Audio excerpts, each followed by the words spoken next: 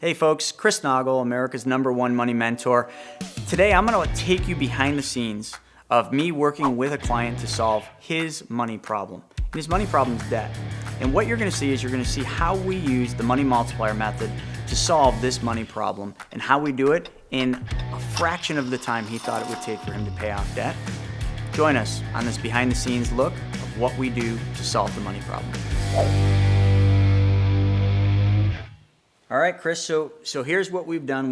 We've now identified the 4 different plans. We've gone through, and now what we're really going to do is we're going to get down and really figure out which one of these is going to be the best for you.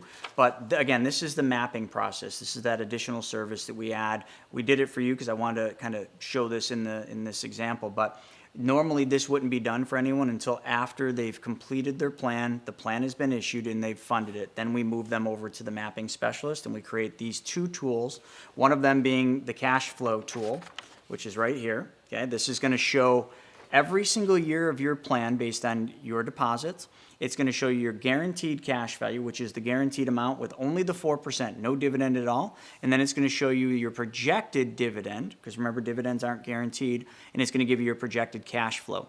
So on this, and your projected death benefit.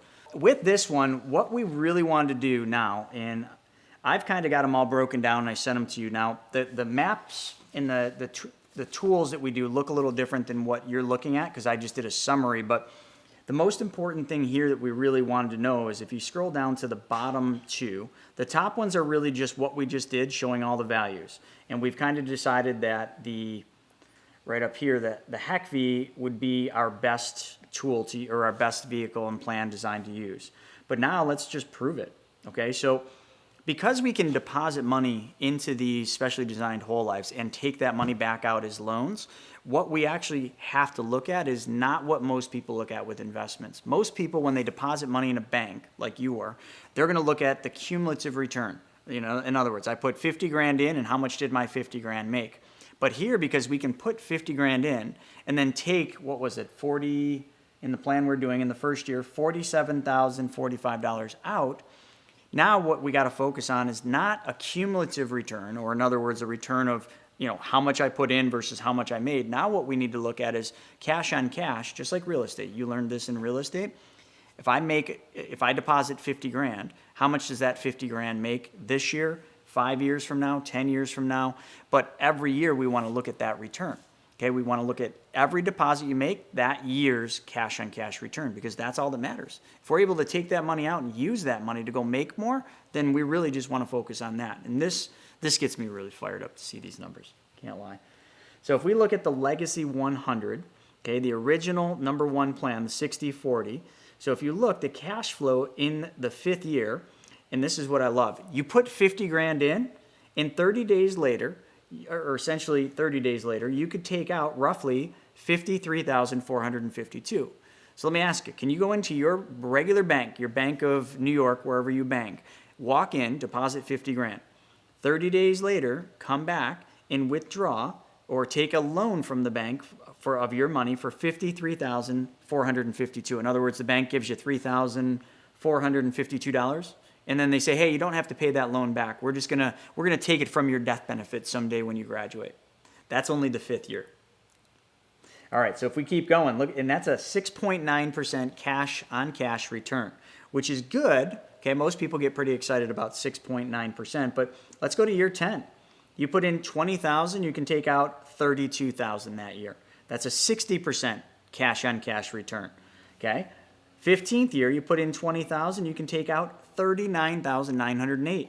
That's a 99.5% cash on cash return. When I tell people this and when you show people this, all of a sudden they're just going to say, that looks too good to be true, right? It's not. It's right here in the actual numbers are right there, and these are just right off of the MassMutual illustrations. So if we go to the 20th year, you put in 20, you take out 51,000. That's a 156% cash on cash return. 25 is 20. It's a 275%. 20,000 gets you 75,000. 275% cash on cash return. I mean, it's just nuts. And the 30th year, you put in 20, and you can take out 92,000. Now, doesn't that sound like the best plan if you were planning a retirement strategy? Like if you wanted to plan for a supplemental retirement, And in 20 years from now, you can put 20 in and take out 51. And the next year you can put in another 20, or the 25th year you can put in 20 and take out 75,000. I mean, it almost just doesn't even seem real, but this is exactly what Albert Einstein talked about. This is the power of uninterrupted compound interest. No ifs, ands, or buts about it. That shows why he calls it the eighth wonder of the world, the most powerful thing in the financial world. So that's just the original 60-40, which we've kind of dismissed as not being the one that fits your goals. But you can see very clearly, and I did it in green, you can see that that's by far the best long-term plan. But the 70-30, and this surprised me, I'm not going to lie, when I ran the 70-30, it really, outside of having more cash in the first couple of years, it basically was one of the worst plan designs we did. I mean, you put in 50 and you got 52,000. That's less than the original. It's only a 5.8%. And then if you go down to the 30th year, you put in 20, which gets you 80, which, hey, if that's the only plan I showed you, you'd be like, that's pretty awesome. But it's a 301% cash on cash, which doesn't even hold up to a 364% cash on cash.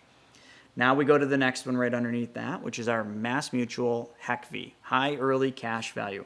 The winner of your goal, the plan we chose for your goal. I mean, clearly, in the first 5 years, we basically put in 50 and we're now taking out 55,000. Beats everything else. It's a 10.5% cash on cash return in year 5. If you go to year 10, you put in 20, you get out 27. Okay, that's a 39% cash on cash. But the thing that we can't show here, but we're going to see it on the map, is what we're not showing is that extra money that you're giving away right now for all those debts. We're not showing that money go back in. So the next one that we're going to do is the map, and that's going to show you all that. And then the biggest question I have for you when we get done is, how are you going to spend all this money? That's going to be my biggest question.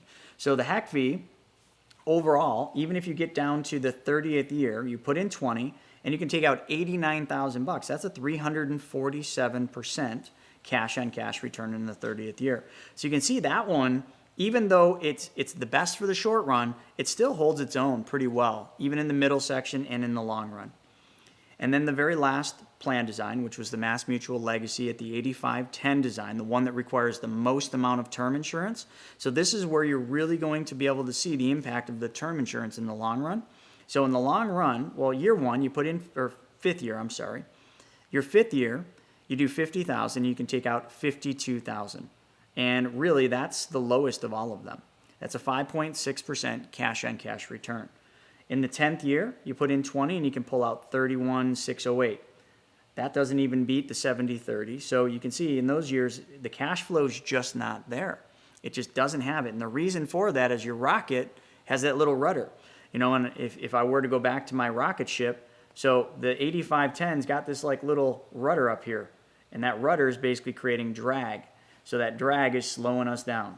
So I'm actually getting back into my little art here. So you got this drag here.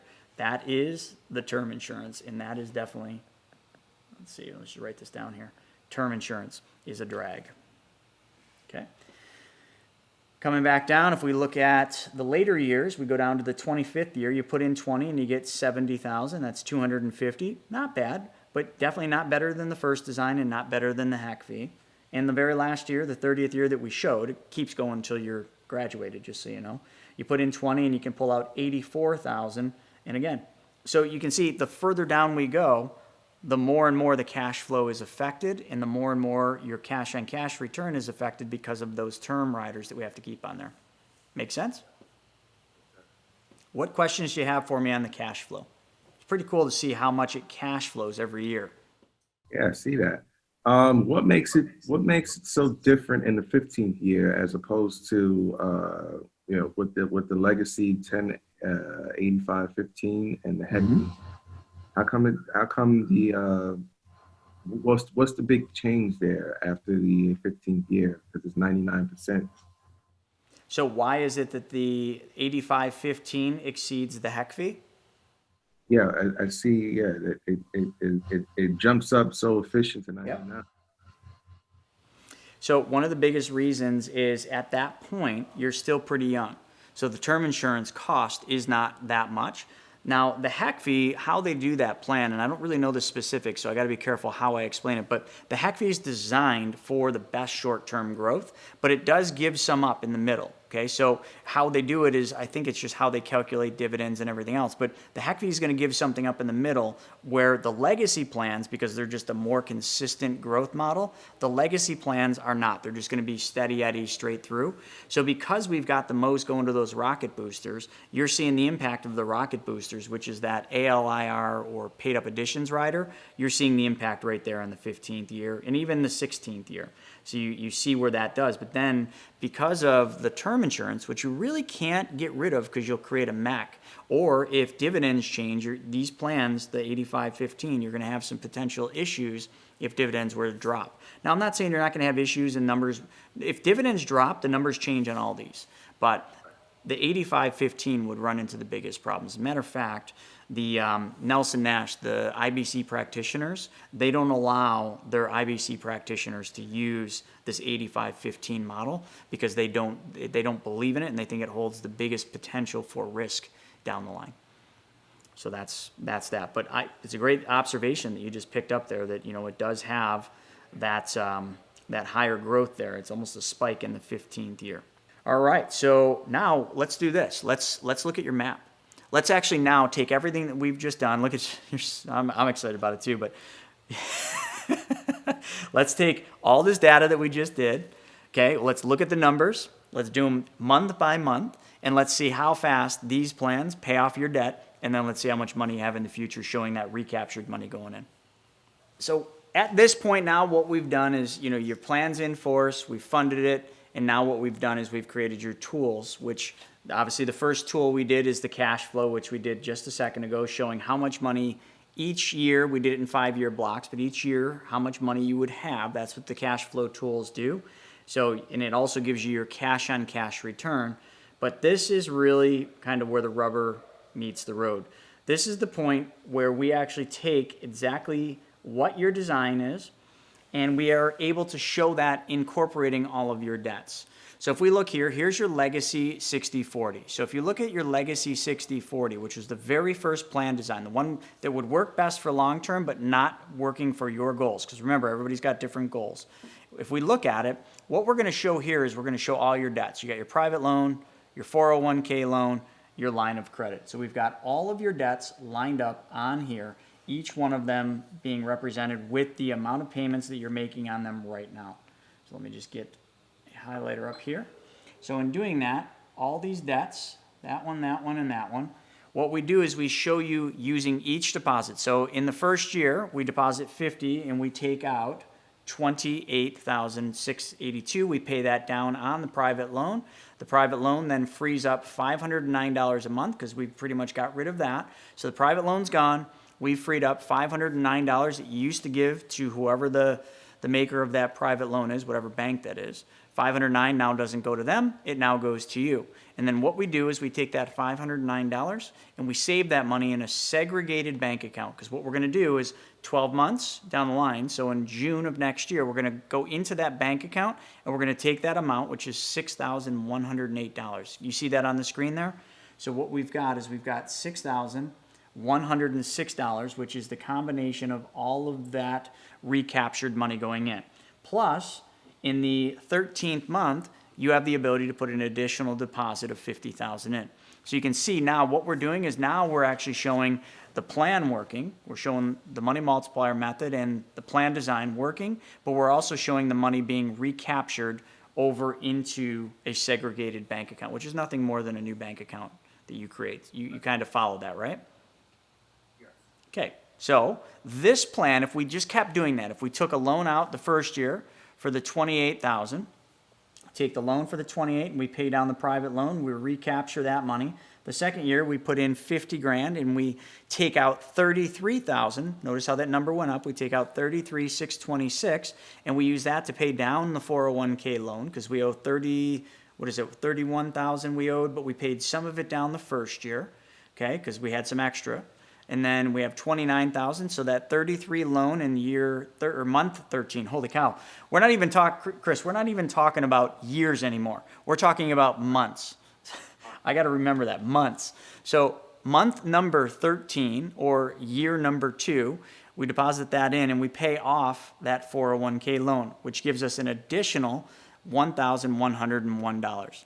And really nothing changed here. All we're doing is the only change you did is where that money was going first. The $50,000 that used to go into your checking account is now going into this specially designed and engineered whole life, the legacy 60/40 design here. And we're just taking loans out immediately. So you put in $50,000, we immediately take out the 28 in the first year after the 30 days is done, and we pay off the private loan, we pay down the 401k, we recapture the money you used to give to the bank, and then the next year, second year, month 13, we deposit another 50. We immediately take out 33,626, plus we go into that bank account where that 509 was going, and we took out that 6,108. But now what we're going to do is we're going to apply the loan in green there. So we're going to apply the loan plus the amount in the bank account, and we're going to then pay off the 401k loan. So the 401k loan's done. Now what we got is we've got our recaptured money of $1,101, simply nothing more than the money you used to give to the bank for the private loan and the money you were paying back to your 401k loan. No new money's been created. Then we come down on this one to month number 25, and in month number 25 we deposit 50, but we immediately in the first 30 days take out 45,375. Plus, in that segregated bank account that you created, where you were putting the $1,101, we took out $13,000, which is right here. Took out the $13,000 out of the bank account. The combined total is $58,000. We pay off your line of credit. So this plan design, which is the best for long term and not the best for short term, pays all of your debts off in 25 months. So 25 months versus 5 years. And this is using the plan that we did not suggest because this plan didn't solve your goals the fastest. But still, to pay your debts off in 25 months, recycling and recapturing all the money, you're debt-free. Now, the biggest problem is the next year, if you go down and you look at month number 37, you put in 50, and we immediately take out more than what you deposited in the first 30 days. We take out 51,211 plus the money you got in that segregated bank account, which is now 19,344. So month 37, you have $70,555 that you have to figure out where that money's going to go. What would you do with that? In the 37th month, it's probably a down payment for a house. Awesome.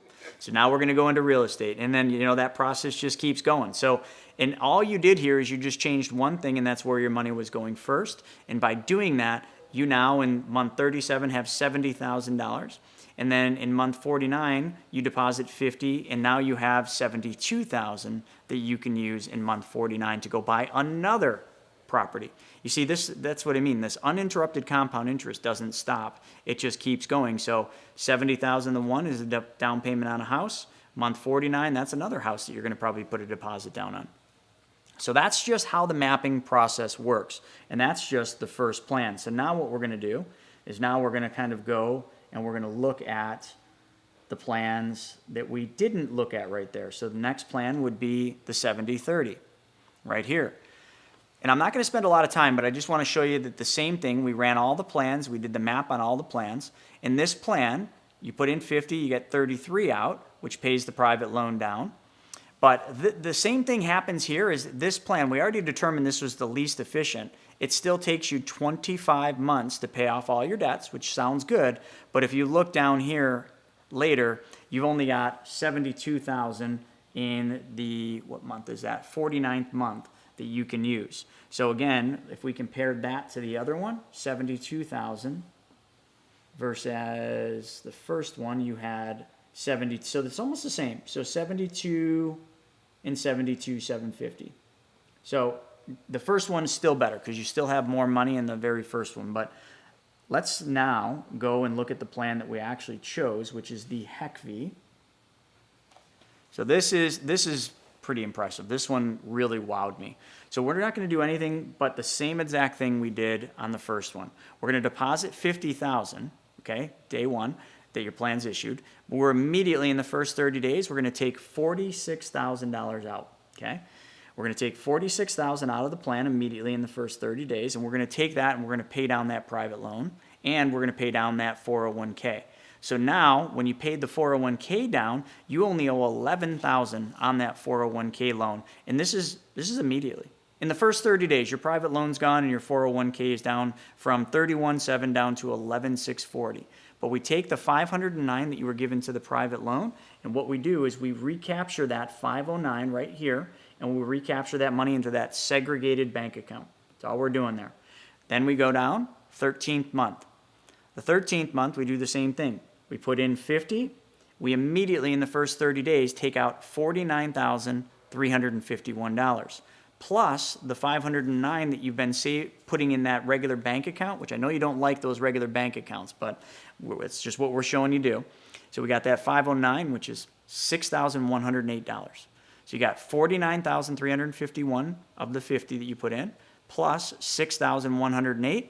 That means you got $55,000 to use. Your debts, you owe $5,437 on that 401k loan, so we pay that off. And then we go over and we pay all of the line of credit off. So in 13 months, doing nothing different than what you're doing now except for changing one thing, doing a process and walking through and finding the best plan design, 13 months from today, if this is the day when you funded your plan, all of your debts are paid off. Right there and plain as day. And let's see, it's ridiculous, isn't it?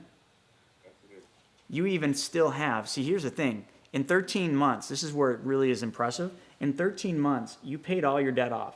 So you are debt-free in month 13. So I'm just going to write that on here. So you're debt-free. But you still have $28,821 left to go do something with. So you got $21,000 left that we now can go buy some real estate. You can do whatever. You could use that to pay your expenses for the rest of the, would that get you the rest of the year? Pretty close. You could pay all your expenses for the rest of the year and then save even more money. But then comes the next thing. So remember, in the other plans, month 25 is where you were still finishing your debts. In this plan, month 25, it's time to start having some fun. You put 50 in, you take out 41,853. You've got 19,000 in that segregated account, which is, see how fast that happens now? Because remember, now we got all that money recaptured that you used to give away to the 401k loan and to the line of credit. So we all of a sudden now have an extra $1,612 in your cash flow that you used to just give away that's now there, which now you got $61,000 to use in month 25. That'll put a down payment on a house.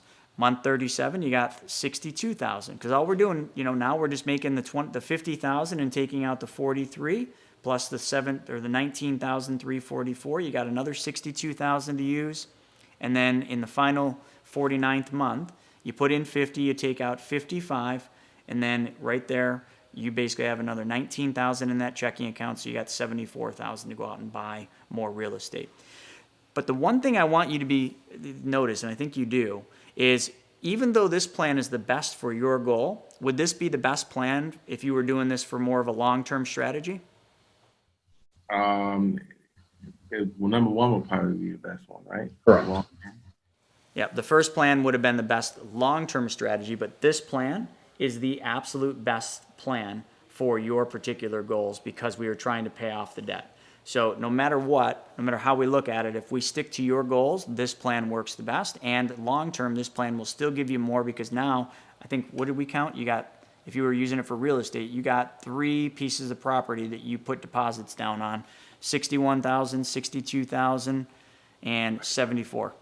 But, I mean, the whole idea here is in 49 months, you now have, like you said, maybe 6 properties if you use that money, but it would have normally taken you 60 months. If you just followed the bank's plan and you did exactly what you're doing today, it would have taken you roughly 6 or 5 years to pay all your debt off. Now we paid your debt off in 13 months. So we paid it all off in 13 months, and now all you're doing is this money from here on down is all being used for your end goal, which is real estate. And what we're actually going to do is we're going to bring you back and do another one of these in probably 6 to 9 months after you kind of got this thing going, and we want to hear really what you're going to do with this money, because now you know your debt's gone in 13 months, which was the only goal you came to us with. We need to figure out where the rest of that's going to go. So we'll really have a lot of fun with that. So although we could kind of stop right there, I want to go one plan deeper because, hey, if we did the work, let's look at it. I want to look at that final 85-15 plan that we were doing, this plan here. Now, this plan actually worked quite well for the short run too, because remember, it gave you a lot of money short run. We put in 50, we take out 40,000. So we put in 50, we take out 40,000, and then we pay off the private loan, and then we pay down the 401k, which basically gives us the same amount, 509, to recapture. So that's year number one. 13 months later, we put in 50 and we take out 41,000 again. We have now 6,108. It's the same thing as before. And now here in month 13, we're able to fully pay all your debt off, just like the other plan. So we have zero debt, but the difference is how much do you have left? 9,100. How much did you have left in the other one? It was like 20,000. So it's a dramatic difference. So yeah, the HECV had 23,821 left after paying all your debt off in the 13th month, where the 85-15 only had $9,105 left. Month 25, same thing. Month 20 or 37, same thing. And month 49, same thing. But it would take, even though you have a little bit more than the HECV in these 37th and 49th month, 37th month and the 49th month, you have a little more, but you never would have caught up from that difference of 9 and 23,000. So that's the mapping. It really just shows that no matter how you do this, all you're doing is changing one thing, and that one thing is changing everything, because now you're debt-free in 13 months. You now have a vehicle that perpetually will earn uninterrupted compound interest, which you liked. You wanted a cash-on-cash return. You got your cash-on-cash return. And then not only that, all this growth in these plans, not the money you're making outside of the plan, but the money in the plan, so the interest and dividends that you're getting paid by the company, the insurance company, it's all potentially tax-free, and it grows tax-deferred.